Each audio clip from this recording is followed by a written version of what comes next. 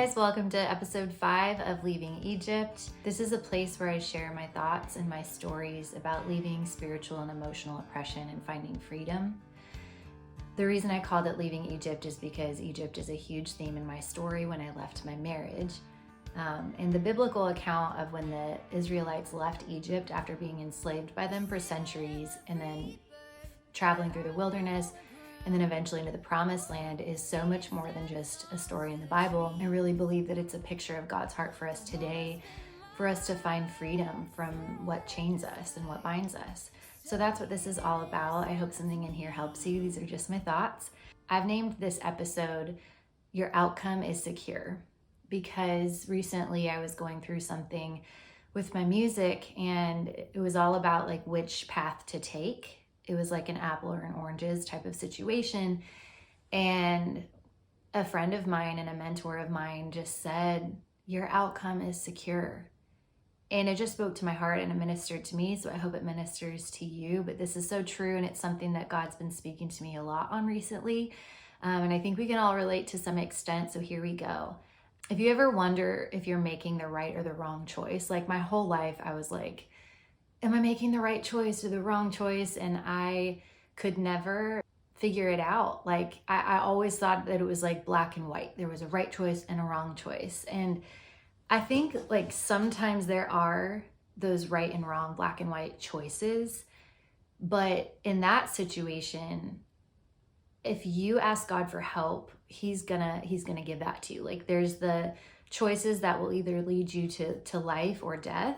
And those are more extreme, like I'm talking spiritual life or spiritual death. And I think that when you ask God for his opinion on the matter and his thoughts on the matter, like he'll be really clear with you as many times as you need him to be in those situations. Like I'm going to talk about when I had to leave my marriage, and that kind of a decision is like something that's way too big for me to make on my own. So he had to take over. But then there's like the smaller decisions where it's just like, should I put my, marketing money into my podcast or should I put it into my music? Like God will speak to you on that too. Like if he wants to, or if you need him to, but it's also like for like those smaller decisions where either one is a good option. It's not so much about, the decision that you make, because either one, like either path is going to get you to where you want to be. It's just like a different way to go. Like the scenery is just different. And I'll get into that a little bit later on in this episode, but I want to start out explaining exactly how it went down to leave my marriage and like how I went about making that decision. So in this case, like it was a bigger decision and I really did not feel qualified to know the future. Like I didn't know if we were going to be one of those redemption stories and he was going to heal from his addiction and we were going to heal our marriage. I didn't know if that was in the future. I knew that God knew that though. And I knew that he knew what he was ready for and what I was ready for. So I really consulted him on the matter. And I remember him just telling me like, stay, wait. And so I just prayed into it and I just interceded and I was like, okay, I am here. I'm here for this. Like, I'm going to stay. If God tells me to stay, because that means that there's good coming later. That means that there's redemption and healing coming later. So I stayed and, I explained, I think it was like in the first or second episode, where there was a night where we had a really bad fight and I basically felt the words never again in my stomach, and come to think later, I realized that those were the words that Moses used for the Israelites when he led them out of Egypt. He said, you will never again return to the land that you once yearned for. So that was so fitting because God had already used that story so much as a parallel for me leaving my marriage. So then that night I asked God for a dream, and then God did not give me a dream because I couldn't sleep. He gave my ex-husband the dream, and it was, we were in Egypt and I was gone from the table. My seat was empty at the table in this pyramid, and he went looking to find me and couldn't find me anywhere because I had left Egypt. And so then I learned what Egypt meant, that it was a symbol of slavery in the Bible. And my grandma told me that. I called her, I said, what's Egypt? And so that was a really big theme. And so we were clearly shown that with the situation and the environment that we had currently, I wasn't going to be able to stay in that. And so it convicted him, and he basically was like, I'm going to quit drinking because I know that that's what that means. So the Lord really spoke to his heart too. And I was so excited. I was like, okay, I'm here for it. This is what I've been waiting for. Like, I'm so here. And if you were a part of the last episode before this, I talked about codependency, where I needed to be needed. And I was enabling the behavior to continue. But I thought I was helping. I thought I was fixing. But that's because I had this deep need to be needed. And so basically he tried to quit. And then after 3 months, it was not successful. And I just knew that me being in the equation was it was kind of a crutch. It wasn't allowing him to face his consequences the way that he needed to face them. And I did not want to punish him. I mean, honestly, that was the last thing I wanted to do. I wanted to help it. I wanted to be there. I wanted to, fix it. But I consulted with God on the matter with this. And over time, God just really spoke to me and told me that I was a crutch to the equation and that I was getting in the way of his healing. And that truly loving him in this situation meant letting him go and letting him face his own consequences. And I was super open-minded at this time. I thought maybe we'll just do a separation. But in my heart, God was really clear that the answer was going to be divorce. And I'll talk about that in another episode, and how God can use the channel of divorce sometimes to bring the redemption and bring the healing that's needed to his people. But for now, I'll just stick to this part of the story. I needed to entrust my ex-husband to God. I needed to hand him over to God. So I did, and it was really hard to trust because I knew that he was going through a lot of pain and that he was trying to get sober on his own and all these things. But at the point of making that decision to leave, I had realized that he wasn't successful in quitting, and it was just going to continue unless I did something about it. So I was on a trip home to Washington visiting my family, and first we went up to Northern California where my mom grew up, and I spent all my summers there, and my grandma lived there at the time. And on the drive, my mom and I obviously were talking about all this, and she had this CD in her car, and she said, let's just listen to some music. So we turned it on, and eventually the song Gravity came on by Sarah Bareilles, and she just spoke right to my heart. Like, I have the lyrics here because I think it's so pertinent to this story. It says, "Set me free, leave me be. I don't want to fall another moment into your gravity. Here I am, and I stand so tall, just the way I'm supposed to be. But you're onto me and all over me." And then the bridge goes, "I live here on my knees as I try to make you see that you're everything I think I need here on the ground. But you're neither friend nor foe, though I can't seem to let you go. The one thing that I still know is that you're keeping me down." I mean, you couldn't have said it better, truly. I live here on my knees. Like, it's not just like I get on my knees sometimes. Like, if you live on your knees in desperation, like, you're in some deep mud. It's serious, that's your existence, is being on your knees. And as much as we should be on our knees to be praying and bringing everything to God, being in desperation all the time, living on your knees, is not like where he wants you to be for your whole life. Like, there may be seasons like that, but seasons are meant to pass and change. We're not meant to be stagnant in one type of experience for too long. And that's where like healthy marriages come into play, where both people accept the fact that each one will change, but being willing to adapt and change together is the key. And so I just knew everything was confirmed in that song, like everything I felt. And I knew I was being weighed down by his gravity and that it was killing me. I knew I needed to leave. And there was this like underlying peace I felt the whole time, even though like my mind and my thoughts and my emotions were just crazy and questioning it every 2 seconds. There was this underlying peace that I had during this time. And I really think that's because God came in hot for me during this period of time, because he knew I was going to need that to just carry out this decision that I had to do for my life, but also for my ex-husband's life and his growth and his path, which were different. I remember at one point, somebody said to me, they gave me this visual that was really helpful. I said, well, I mean, he is growing, he is changing, he is improving. And they said, but at what rate? Because at what rate are you growing versus at what rate is he growing? Because you may both be growing, but if one person's being stuck in the mud because of decisions they keep making, like with substances, like in my situation, that's what I have the most experience with. It's like, he may be growing at this rate, but if you're growing at this rate,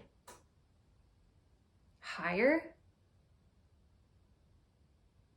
like you started here and you are more connected, but like the further you grow and the faster you grow, it's causing disconnect between you guys and you're growing apart. That helped me because I knew I could see his growth, but that doesn't mean that it's a fit for me, you know? And that's why it's so important to stay in communication with your person and like bring up those issues, bring up those things, set those boundaries, you know, be honest with each other, be vulnerable with each other. Otherwise, you're just gonna, you know, grow apart. And so I flew back to West Virginia where we were living at the time for his job, and I had my brother drive me to the airport, and I told him the wrong airport because I was so anxious for what I was about to do. I mean, I felt like such a villain. I just knew what I was about to do, and I couldn't believe that I had to do that. And I got there, and I remember he was at work, and I was in the house, and I just prayed to God. I just said, God, you got to tell me again. You got to confirm that this is right. And he had, I mean, so many different times he had confirmed it, but it was awful. I had received this book. It came through Amazon, an anonymous sender, like the day we moved into that house. It was bizarre. It was almost like this book that marked the season of what we were about to embark on and letting each other go. But it was called Let Go by Fenelon, who was, back in the 1800s, he was a priest, and he had a lot of writings, and he would write these letters to his students, and they're just super powerful and insightful, and I just really feel God's spirit when I read them. My grandma sent that to me, but I didn't know she sent it to me. I had no like idea who to ask about who sent that. So I didn't read it because I was like, oh, maybe it was just an accident. So I didn't read it until finally she told me, hey, did you ever get that book that I sent you like months ago? And so I started reading it. And so anyway, I opened up that book the day that I was going to tell him that I was leaving. And I'll get it. Hold on. Now, I got a tattoo when I was 18 with my friends at Belmont University. And I got it of a songbird because ever since I was little, I felt like God always called me his songbird. And so I got that tattoo, and God's always used themes about birds with my life, but especially hard when I left my marriage. He gave me dreams about birds and cages, and gave other people visions and words on birds and cages, and the true meaning of freedom and all this kind of stuff. And so this book from Fenelon was, and you can order it on Amazon. I highly suggest reading it, and just go really slow and just ask God to speak to you through that. And he really will. But this book doesn't talk about birds. Like, it doesn't use a ton of imagery. And so I just opened up the book, and all of a sudden it sent me to this page, and it says, And since God had used freedom as such a theme, it just blew me away. But it was like God was speaking right to me. It says, happy is he who is a free man, but only the Son of God can make us really free. He can do it by breaking every fetter. And how does he do that? By the sword that divides husband and wife. That part got me because I was like, whoa, father and son, brother and sister. There is not a person in the world who can be allowed to hinder us from doing the will of God. If we allow the world to hinder us, then our professed freedom is only a word, and we will be as easily captured as a bird whose leg is tied to the ground. He might seem to be free. If the string is delicate enough, you might not even see it. And if it's long enough, the bird might be able to do a little flying. But nevertheless, he is a prisoner. I hope you see what I am trying to say, because the freedom that I covet for you to enjoy is far more valuable than all you are fearful of losing. Tell me that is not speaking directly into that situation. That's what I felt like it would be. If I stayed on paper, I would be free. People would think I was free. Oh, you have a, great, I mean, he was a good person. You have a great guy. He loves you. Like, you're provided for, you're happy. You seem to be happy. Like, you do your music on the weekends at restaurants, all the things. But there was such a giant in our relationship that wasn't being taken care of fully, that was my string. And I was being tied to the ground. And yeah, maybe I could do a little flying. But just because a bird is flying doesn't mean he's free. He could be tied to the ground. The devil has a way of making, when it is a life and death decision spiritually, like a black and white decision, the devil has a way of making the wrong choice. Like, on paper, it looks like the right choice. It's deceiving. It looks like freedom, but it's an illusion of freedom. It's fake freedom. So I knew that gave me the empowerment to leave and the confirmation that I needed. I needed God to take over in that moment and make the decision for me, because I could not do it on my own. This was the time when I really came to know God as my father. Like, they talk about knowing God as your father and knowing him as your husband. I had no idea what that meant. And I remember at some point, like, I understood the father concept, but I didn't understand the husband concept. And I remember at one point I was asking God to teach me what that meant. And it wasn't until I met my now fiance, Chris, re-met him. We grew up together, but we always say when we re-met each other and started dating, that I actually started to understand what God as the husband meant. And maybe I'll do an episode on that at some point. But God as my father was like, if you think about what a good father is, he's a father that protects you, takes care of you, and lets you make your own decisions and choices and face your own consequences and stuff. But like, anybody that's a parent can understand this. Like, there comes a point where your kid is getting into like something that's dangerous, and that's where you have to step in and save them. And that's really what was happening with my marriage. Like, he said, wait.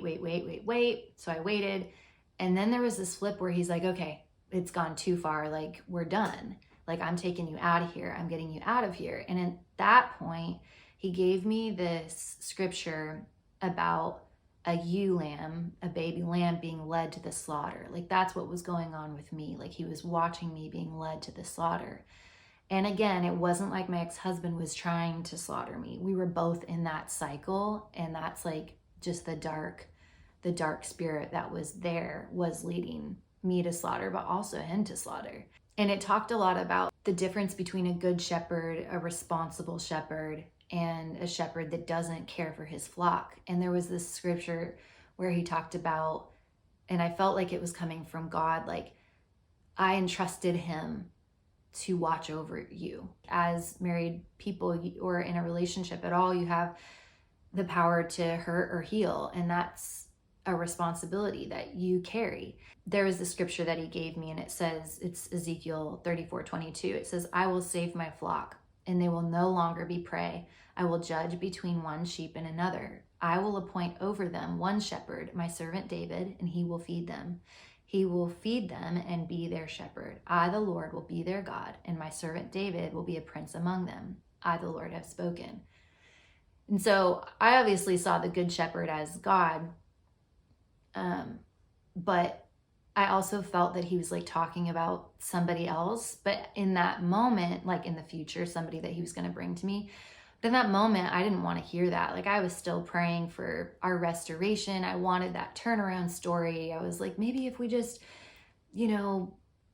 get separated and then a couple years later we can make it happen after we've healed, or like maybe we get divorced and then we like re-meet each other 5 years later. I mean, I'm such a dreamer that I also dreamed with that, and because I just wanted it so bad. So God headed this decision, and that's exactly the moment that These Wings, my single that inspired this episode, it's all about that. It's about that decision and weighing that out. Like, is it worth it? What do I do with these wings if I stay? Like, these wings are wasted. I knew I was born for greatness. I knew it ever since I was little. We're all born for greatness, but some of us never grow up knowing that. But I grew up knowing that. I had a family that instilled that in me. And so that is what pulled me out and pulled me through, was knowing my worth and knowing my destiny. And I always felt called to music. That was part of it. And I think it's interesting because if you really look at, like, my whole life, I felt called to music from the time I was really little. But then as life went on and I grew up, I kind of doubted that, or thought, oh, maybe it's just because I'm seeking fame or attention, or, all these things. Like, the world has a way of putting doubt in your mind about the thing that's the most threatening to the darkness, like your true calling, or like what you're supposed to do, what works you do in your calling. Your calling is to know that you're loved by God and to rest in Him and like be in His peace and be in relationship with Him. Like, that's your calling. But the work that you do here on earth is part of that. And when I was younger, I was always singing, and my mom was musical, her mom was musical, her mom was musical, her mom was a writer, I think, and musical. And so I was always writing songs and singing. And I remember I would take one of those like fold up tables and I would put them, like, flatten it out and set it in my closet and take all my clothes out, flatten it out. And I had a cassette tape player, and I would play Avalon, the Christian band from like the 90s. And I loved them, and I would sing their stuff all the time. And trust me, like, I was a Britney Spears girl later on. I was Christina Aguilera. I was Mariah Carey, like all the things. I loved any like female singer. And I also loved NSYNC and Backstreet Boys. AJ was my boyfriend, pretty much because he had my same initials. But yeah, so I was into all that. But I would play the Avalon songs and I would sing to it and set up my mom's microphone, set up the sound system, and I would sing to my neighbors, and I would like invite them over to my show. And that's just who I was. And I wasn't afraid to shine my light, and they loved it, like loved it. I was recording at my school in the recording studio. I sang My Heart Will Go On, like with another high school girl that could actually sing. But I was just always drawn to it. And then I was in musical theater and all the things. And I also played sports in school and danced and did all the stuff. But I was always drawn to it. And then later on in life, it's like so hard because there's not a clear path to get to being able to make music sustainable for your life. And there's like no insurance with it.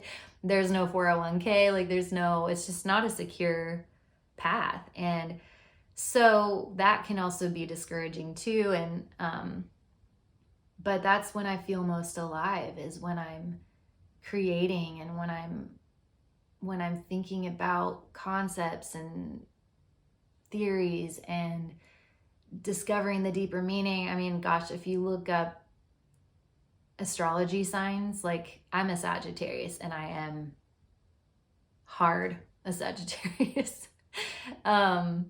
It's pretty funny, actually. And I also think that God uses astrology to show us patterns about ourselves too, in the same way that, you know, he uses like self-help books to identify attachment styles like codependency. You got to understand what you're in. You got to understand addictive behaviors, like all these things, all these labels, you know, are true patterns and they're there.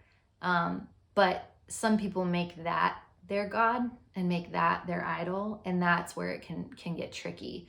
But I don't think there's anything wrong in observing that there are patterns to his creation, and that's part of what makes it beautiful and exciting. Like, he is so creative and he can speak to us in so many different ways. We just have to make sure that the weight that we put on those things isn't too much, because we got to know where our help comes from.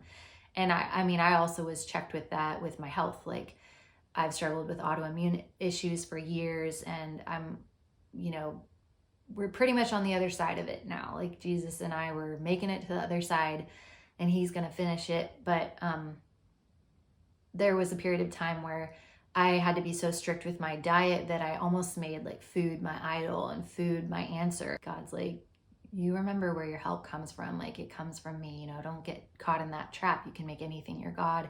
But yeah, so to move away from that tangent and back to everything else, I knew that I was born for something great, and more than just the singing part. It was a way that I knew I could be effective with my gift of bringing the love that's in me from God to other people, because people need that. And I also came to realize that if this dream was there for that long, it's not because fame is driving me or recognition. It's because God put it there. And I asked him so many times, God, this is not easy. So if it's me wanting this dream only and it's not from you, take the desire away from me, because I only want what you want in the end. Like, this is hard. And it's never gone away from me. I've just kept going. And so I have to equate that to God put it there. So maybe that speaks to somebody else too. But you know, if you decide to go a different path, or you've changed careers or whatever because you've listened to the devil put doubts in your mind, or maybe God was the one that was like, you need to change careers. Like, this is going to bring you life, or whatever it may be. But some people, they stay in the mud and they stay in situations because they don't realize that they're born for something really great. Like, every single person is destined for greatness. And whether they get that here on earth or in heaven, like, I don't think it stops on earth. I think our progress and our jobs and soul progression continues in heaven. I'll tell you why I think that in a second. But the cool thing about God is that he loves us no matter what. Like, if we're in the mud our whole entire lives, it doesn't change his love for you. He's still there. He's walking with you. He's teaching you. He's being patient with you. So really, your outcome is secure because God loves you no matter what.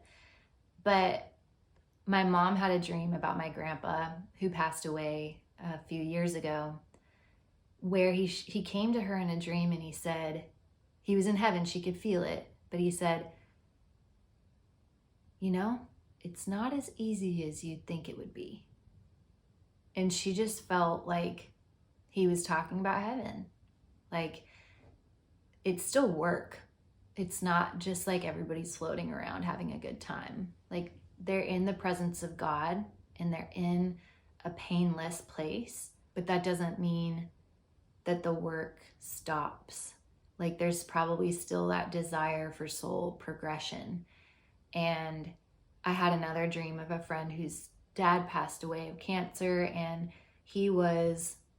I don't believe he was a like open believer of God, but I don't think he was opposed to that idea either. I'm not really sure where he stood, but he was in a heavenly realm.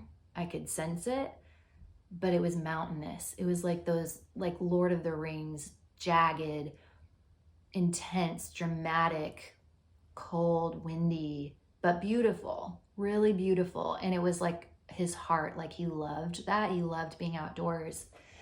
And he was traveling, and he had a backpack, and he was on a journey. He was going somewhere. He was progressing and slowly working towards a place. And so that gave me another idea about how it doesn't just stop here. It continues there. And that's why, like, what you do down here matters, because like the clock's ticking, you know? I mean, God's gonna wait, but I just think there's so much more to it.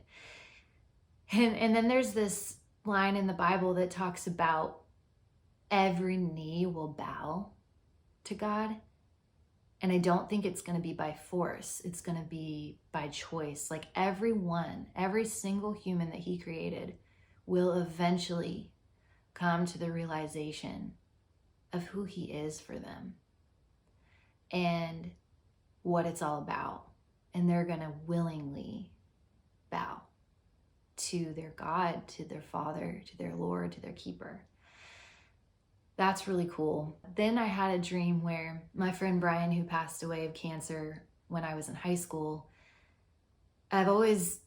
he's been a really big part of my important life moments. But I asked God to give me a dream about him once, because I've seen his hand in my life so much that I had a dream, and he came to me in my old high school gymnasium, and there was like an assembly, and everybody was there. Like we were all coming to see Brian because he was coming back from heaven. And he looked at me in his speech to everyone, and he said, he was telling everybody about heaven. And he's like, I'm the organizer. My job is to organize. And I organize a lot of your lives. I have my hand in a lot of things in some of your lives. And he looks at me and like winks. And I just knew, I already knew, but it was just like a confirmation. It was crazy. But it just gave me insight to, we have jobs in heaven. And some people's jobs are to be involved in our lives here on earth. And God's got the right job for everybody. And maybe there's seasons for different jobs, but it doesn't stop here, and we're working towards something. And I think what we're working towards is getting everybody on the same page to where we're all existing and living in a peace and in a love that is our ultimate destination. It is our outcome. That's God's heart for us, to save us from the chains, to save us from the oppression, to save us from the effects of the darkness and the devil. And so everybody's working for that. But like your smile every day, smiling to people, you know, your acts of kindness, these are all things that give life to the soul and conquer the darkness. And so like, don't ever underestimate those things, and don't ever underestimate why you make the choices that you make and why you are who you are, because you're working towards something really great. Our ultimate outcome is secure. Like every knee will bow. We are loved. Like we will be in rest and peace and safety in the hands of our God. That's secure. But also our outcome, like here, is secure.